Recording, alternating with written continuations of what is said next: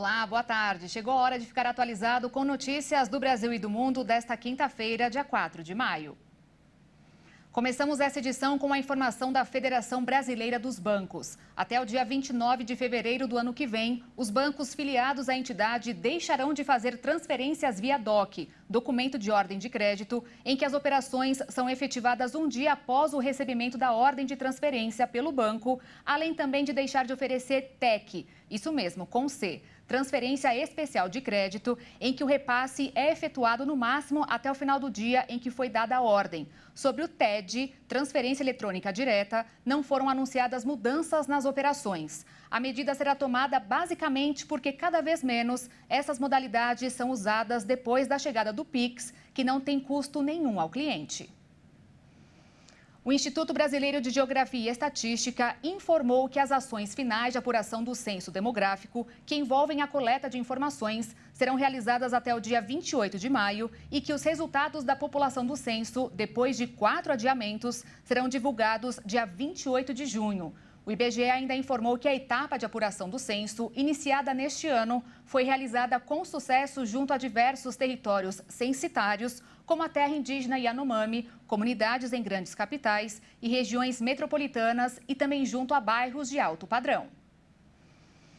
Um alerta do relatório sobre clima e desenvolvimento para o Brasil, divulgado hoje pelo Banco Mundial, apontou que eventos climáticos podem levar de 800 mil a 3 milhões de brasileiros à pobreza extrema a partir de 2030. Segundo o estudo, as secas, enchentes e inundações nas cidades causam perdas de 13 bilhões de reais ao ano. Mesmo que o Brasil tenha reduzido a quantidade de pessoas que viviam em situação de pobreza extrema nas últimas 3 décadas, aumentou em 2015 e 2016, atingindo 5,8% da população em 2021. Uma desigualdade que expõe ainda mais os pobres ao risco de desastres e mudanças climáticas. De acordo com o relatório, reduções do rendimento agrícola relacionadas ao clima, eventos climáticos extremos, alterações nos preços dos alimentos, impactos na saúde e redução da produtividade do trabalho devido ao calor são alguns dos fatores que podem levar a um aumento da pobreza extrema, variando de 0,4% a 1,3% até 2030. Mas ainda dá tempo de reverter esse cenário, com investimento. O ponto de partida seriam os objetivos estabelecidos pelo próprio país no Acordo de Paris e nas edições da Conferência das Partes. O relatório recomendações em 4 frentes: reformas estruturais e medidas de aumento da produtividade, políticas econômicas abrangentes para o crescimento resiliente e de baixo carbono, políticas setoriais e pacotes de investimentos, além de ações que asseguram o financiamento dos investimentos necessários. Dessa forma, o Brasil pode atingir um desenvolvimento verde e acabar com o desmatamento ilegal até 2028, além de reduzir as emissões de gases de efeito estufa em 50% até 2030 e zerar as emissões líquidas até 2050. O alarmante, mas a nível mundial, foi o aumento da fome confirmado pelo relatório das Nações Unidas. O número de pessoas que enfrentam insegurança alimentar grave e precisam de ajuda urgente aumentou pelo 4º ano consecutivo em 2022. A informação consta no relatório mundial sobre crises alimentares divulgado em Roma. O relatório revelou que a fome se agravou em todo o mundo.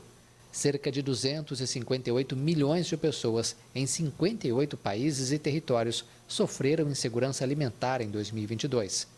Entre os motivos estão conflitos, mudanças climáticas, efeitos da pandemia de Covid e a guerra na Ucrânia. 7 países enfrentaram inanição e indigência, ou seja, níveis catastróficos de fome, incluindo o Haiti, o único país do continente americano que figura pela primeira vez nessa lista. A situação é preocupante no Afeganistão, Iêmen, Haiti, Sahel e no Sudão. O relatório é produzido pela rede de agências das Nações Unidas, da União Europeia e agências governamentais e não governamentais que trabalham juntas para abordar crises alimentares. A parcela de famílias brasileiras com dívidas, em atraso ou não, chegou a 78,3% em abril deste ano. mesma porcentagem de março e maior que a registrada em abril do ano passado. Os dados divulgados hoje pela Confederação Nacional do Comércio de Bens, Serviços e Turismo apontou que de cada 100 consumidores inadimplentes no mês passado, 45 estavam com atrasos por mais de 3 meses. A CNC prevê ainda que o percentual se mantenha nos próximos 2 meses e suba em julho. Olha só, o Brasil contabilizou até o fim de abril 899.500 novos casos prováveis de dengue, um aumento de 37% quando comparado ao mesmo período de 2022, de acordo com os dados do lançamento da campanha nacional de combate à dengue, zika e chikungunya do Ministério da Saúde. Os casos de dengue neste ano estão concentrados em todos os estados do Sudeste e Centro-Oeste, além de Paraná e Santa Catarina no sul e Acre, Rondônia e Tocantins no norte. Regiões que não costumavam enfrentar surtos de dengue, agora já os têm com frequência, de acordo com o Conselho Nacional de Secretários de Saúde, como, por exemplo, no Norte e Nordeste. Quando o vírus se espalha em áreas onde ele não havia circulado de forma intensa no ano anterior, existe um aumento dos casos devido ao número de pessoas suscetíveis, à abundância de vetores dos mosquitos Aedes aegypti e pela própria circulação viral. Segundo o Departamento de Doenças Transmissíveis do Ministério da Saúde, o Aedes aegypti é um mosquito cada vez mais adaptado aos centros urbanos e esta é uma das razões pelo aumento crescente das epidemias e cada vez com intervalos mais curtos entre os surtos. A instituição ressalta que isso vale não somente para a dengue, mas também para a chikungunya e zika, que são igualmente transmitidas pelo Aedes aegypti. Neste ano, o Brasil já registrou 86.900 casos prováveis de chikungunya com 19 óbitos. A doença está concentrada nos estados de Tocantins, Minas Gerais, Espírito Santo e Mato Grosso do Sul. Os casos de zika foram 6.295 e não houve óbitos até o momento. Os estados mais afetados são Acre, Rondônia e Tocantins. O Ministério da Saúde lançou hoje uma campanha de comunicação com um painel de monitoramento de arboviroses, em que a população pode consultar o número de casos de cada uma das doenças com sintomas e as formas de prevenção. Uma peça audiovisual também será veiculada na mídia com o objetivo de alertar que quanto mais rápido se identificar esses sinais e sintomas e buscar o serviço de saúde, mais rápido se obtém o diagnóstico e um desfecho melhor para esse caso. E o Brasil tem alto risco para a volta da paralisia infantil. O alerta foi feito hoje pela presidente do Comitê Técnico da Poliomielite do Ministério da Saúde, Luiz Helena Faleiros. Segundo ela, o maior problema é a falta de vacinação, que no ano passado ficou em 77% contra os 95% recomendados pela Organização Mundial da Saúde. Como a doença foi erradicada do país em 1989, muitas pessoas acham que o perigo acabou. Mas atualmente o Brasil está em segundo lugar no ranking dos países ameaçados pelo vírus, atrás apenas do Haiti. No ano passado, inclusive, houve um caso no Peru que faz fronteiras com o Acre e o Amazonas. Por isso, é preciso vacinar. Não custa nada. O Ministério da Saúde prorrogou o prazo da Pesquisa Nacional de Saúde Bucal. O objetivo é fornecer um diagnóstico que sirva como um guia para ações no cenário pós-pandemia. O levantamento é realizado com entrevistas e exames bucais em 422 cidades, nas 27 unidades da federação e 395 municípios do interior. Até o momento, a taxa de resposta é de 51,7%.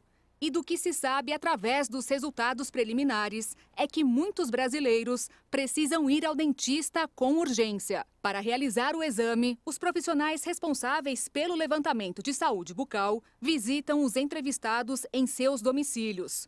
Foi verificado que entre idosos de 65 a 74 anos, 44,9% necessitam de algum tipo de tratamento imediato, devido à dor ou infecção dentária de origem bucal. Já entre a faixa dos 35 a 44 anos, foi identificada a necessidade de realizar ao menos um procedimento odontológico eletivo em 48,4%. Num cenário geral, também foi verificado que há uma alta proporção de que os entrevistados tinham ao menos uma cárie não tratada no momento do exame. Diante desses números, é urgente para o Ministério da Saúde promover campanhas de conscientização e incentivos para que a população busque atendimento odontológico. Quanto antes o problema for identificado, mais simples será o tratamento.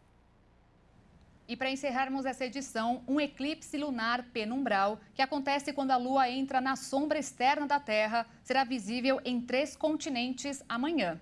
Habitantes da Europa Oriental, Oriente Médio, África, Ásia, Austrália, Nova Zelândia, Antártica, Oceano Atlântico Sul, Oceano Índico e Pacífico poderão apreciar o fenômeno que, segundo o site Earth Sky, está previsto para começar 12h e 13 minutos pelo horário de Brasília, com duração de 258 minutos.